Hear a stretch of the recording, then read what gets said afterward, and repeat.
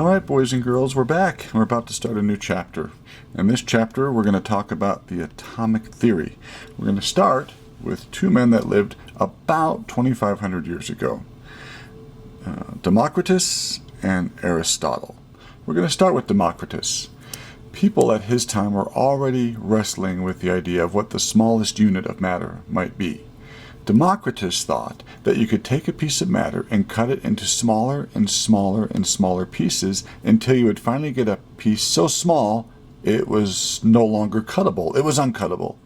He thought that any kind of matter, like let's say an apple, could be divided only so many times. Each cut would take him to that smallest of particles. Well, once again, it would be uncuttable when he got to that part.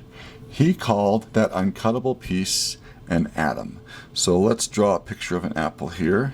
Oh, that does not look like a good apple. Let's try that again. Alright, let's try drawing. You know what? Let's make it red. It's an apple, isn't it? Alright. Don't laugh at my drawing. You could try it yourself. And draw a little stem here and a little leaf. Okay, so if we took that apple and we cut it in half, and then we took this half and cut it in half, and took this half and cut it in half, and then took the remaining half and cut it in half, and the remaining half and cut it in half, and so on and so on and so on, we would get to a particle that we couldn't even see eventually. And Democritus called that an apple atom. He knew that he would think that all atoms were different, but he could not prove what he had thought. It was just a thought experiment. So he proposed that matter is composed of atoms which move through empty space.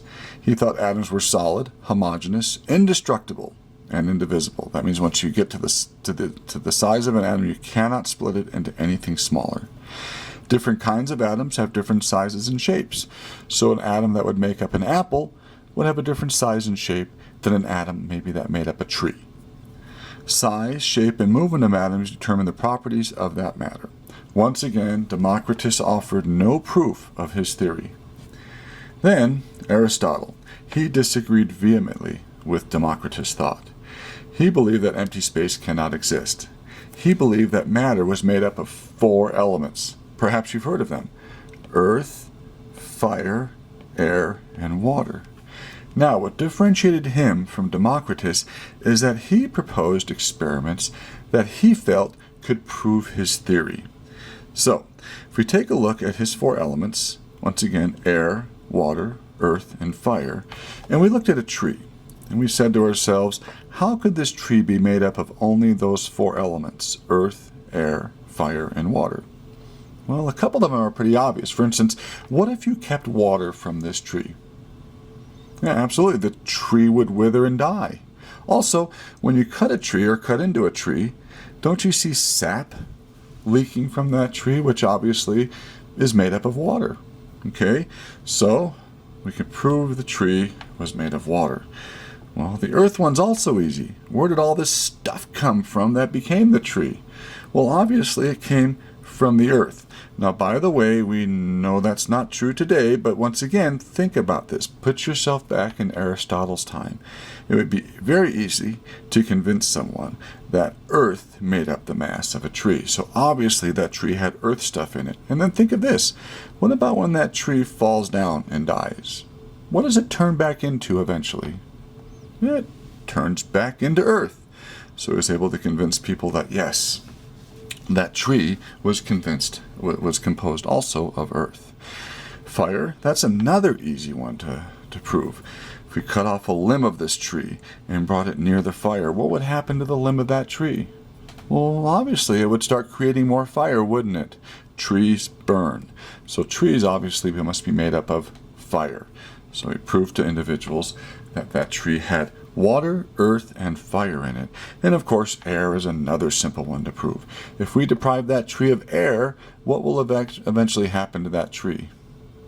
Absolutely, it will wither and die. So that tree is obviously made up of the element air.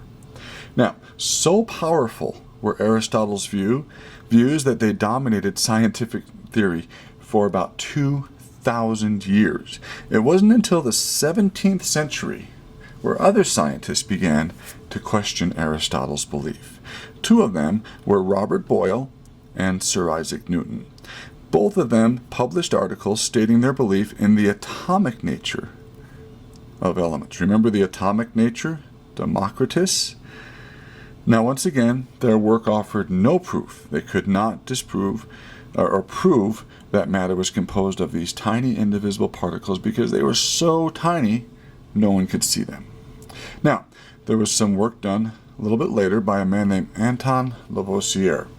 You may have heard of Anton Lavoisier and his law of conservation of mass. He proposed that in ordinary chemical reactions, matter can be changed in many ways, but it cannot be created, nor can it be destroyed. So let's take a simpler example of that. Let's say I had a flask, and in that flask I had some salt water, and I also had in that flask a test tube, and that test tube contained silver nitrate. Now it just so happens when I mix silver nitrate with salt water, a chemical reaction occurs. A white, fluffy precipitate forms. So you'll notice that this flask is stoppered, and it has a certain mass before the chemical reaction begins. The silver nitrate and the sodium chloride are kept separate from each other. But if I invert this flask and allow the silver nitrate to mix with the sodium chloride, sure enough, a chemical reaction occurs. And when that chemical reaction occurs, look what happens to the mass. See, before the chemical reaction, the mass of everything inside that flask was 300.23 grams. After the chemical reaction was complete, obviously I had different components inside that flask, but the mass was still 300.23 grams. So the stuff before the reaction changed form somehow, and its mass was the same after the reaction. So, if we take a look at this, and Lavoisier once again could not prove that there were atoms that made these things up, but if we thought through this and proposed that the mass of one element plus the mass of another element, and they form compounds, and we could see that I have 4 atoms of this element to start with, and I have 4 atoms of that same element to end with. This element, I have 1, 2, 3, 4, 5, 6, 7, 8, and I have 1, 2, 3, 3, 4, 5, 6, 7, 8 at the end. Wouldn't the mass on this side, if they were atoms, be the same as the mass on this side, even though they changed forms? You see, these atoms have combined with each other. Well, by combining them with each other, will it change their mass? Of course it won't. So the mass on this side would be the mass of 4 atoms of A plus 8 atoms of B.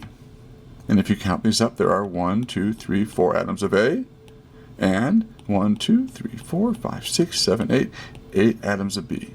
So he proposed something called the law of conservation of mass. Remember, the law of conservation of mass simply says that in ordinary chemical reactions, matter can be changed in many ways, but it cannot be created or destroyed. All right. Now, in the late 1700s, early 1800s, a man named John Dalton came on the scene. And he was able to use the work of Anton Lavoisier, and he was also able to use the work of Robert Boyle and Sir Isaac Newton, and he proposed the first atomic theory based upon the experimental evidence that other scientists had completed. Not his own experiments. Dalton turned out to be a clumsy experimenter, but he would use the work of other scientists to prove the existence of an atom. Dalton proposed that for each chemical element, such as oxygen or hydrogen, there's a unique type of indivisible object called an atom. So, he proposed that matter is composed of extremely small particles called atoms.